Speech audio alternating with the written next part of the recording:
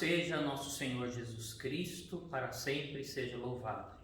Olá, família Santa Teresa. Antes de qualquer coisa, não se espantem com o novo penteado. Isto diz respeito a um propósito que eu fiz para viver o tempo da Quaresma neste ano. Inclusive, o tema Quaresma é justamente o tema desta nossa conversa, deste nosso breve vídeo. Hoje, quarta-feira de cinzas, nós iniciamos o tempo santo da Quaresma.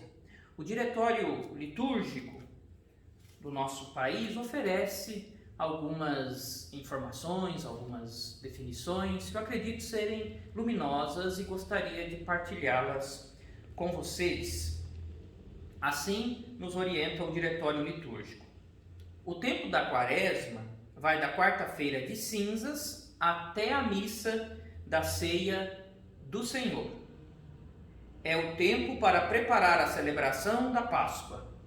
Tanto na liturgia quanto na catequese litúrgica, esclareça-se sempre melhor o duplo sentido do tempo quaresmal, qual seja a lembrança ou preparação do batismo e pela penitência, fazendo os fiéis ouvirem com mais frequência a palavra de Deus e entregarem-se à oração, dispondo-os assim à celebração do mistério pascal. Então, essa dupla índole do tempo da Quaresma, fazer com que, por um lado, nós mergulhemos no mistério da paixão e morte de nosso Senhor Jesus Cristo, para, por outro lado, vivermos, celebrarmos de maneira mais profunda a sua ressurreição, que é também a nossa. Aqui no nosso país, todos os anos, a Conferência Nacional dos Bispos do Brasil propõe a chamada campanha da fraternidade. Neste ano, a mesma conferência promove esta campanha, cuja finalidade, também diz o diretório litúrgico, cuja finalidade principal é vivenciar e assumir a dimensão comunitária e social da Quaresma. Quaresma não é um tempo para viver sozinho, é um tempo para viver em comunidade. Aliás, como toda a experiência da igreja, a vida da igreja é uma vida comunitária. O catolicismo, o cristianismo não é a religião do eu, é a religião do nós. E como a vida coletiva diz respeito à sociedade, todos os problemas sociais também tocam a vida da igreja e não tem como deixar de ser assim.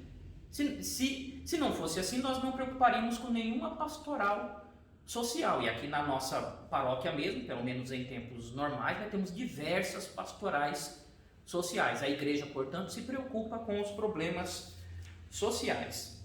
Neste ano, o tema da campanha da fraternidade é fraternidade e diálogo, um compromisso de amor. E o lema tirado da carta de São Paulo aos Efésios, Cristo é a nossa paz. Do que era dividido, ele fez uma unidade. Muitos de vocês certamente já sabem que a campanha da fraternidade deste ano está envolvida numa série de polêmicas, de discussões, de debates, justamente porque é uma campanha ecumênica, não foi preparada apenas pela Igreja Católica. Se é assim, os documentos, as proposições não são, diríamos, eminentemente, puramente católicas. Existe o diálogo ecumênico ali. O ecumenismo não é invenção da Igreja, é desejo de Cristo, que todos sejam um. É um escândalo para os cristãos que o corpo de Cristo, que é a igreja, esteja dividida em diversas denominações. E o diálogo pela unidade do corpo de Cristo, que é a igreja, é um diálogo difícil mesmo. É um diálogo difícil mesmo. E exige de nós, esforço, exige de nós a capacidade de ouvir, de ceder, de renunciar, de acolher as propostas do outro. Então, a campanha da fraternidade deste ano tem primeiro este objetivo, que os cristãos promovam o diálogo entre si. E depois, a campanha da fraternidade também percebe que nos últimos tempos, no nosso país, o diálogo foi substituído pelo debate virulento. estou usando aqui a palavra virulento, porque pior do que o vírus que nos atinge nestes dias é o vírus de não saber escutar o outro. Os extremismos que nos separam, que nos dividem inclusive a igreja. É bem verdade também, devemos reconhecer que no documento oficial da campanha da fraternidade, o texto base, existem sim algumas proposições que talvez, para dizer o mínimo, talvez não dialoguem muito com as principais verdades da nossa fé cristã e da nossa fé católica. Mas aí, meus irmãos, é preciso usar o sensus fidei, o senso da fé, que nos dá a capacidade de, sob a luz do Espírito Santo, separar as coisas.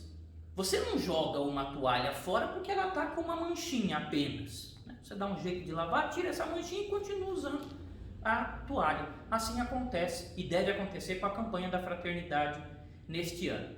Acima de tudo, no entanto, é uma proposta. A campanha da fraternidade jamais é imposição, é uma proposta.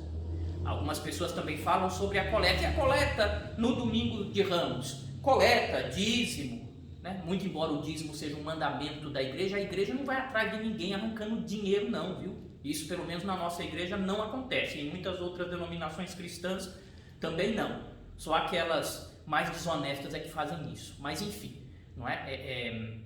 Se você não se sente à vontade para fazer a sua oferta no domingo de Ramos, não faça. Não faça. Em todo caso, procure viver a quaresma também como expressão da sua generosidade, da sua caridade. Demonstre esta caridade para com quem realmente precisa. A caridade, ao lado da intensificação da vida de oração e também do jejum, da abstinência, das práticas penitenciais, nos ajudarão a viver uma excelente quaresma.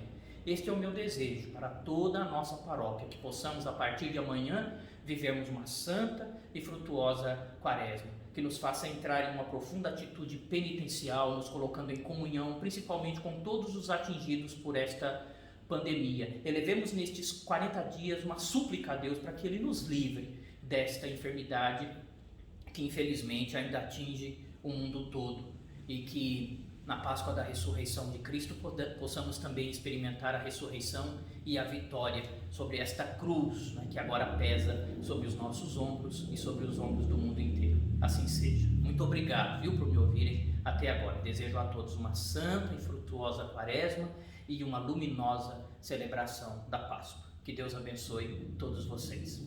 Até mais.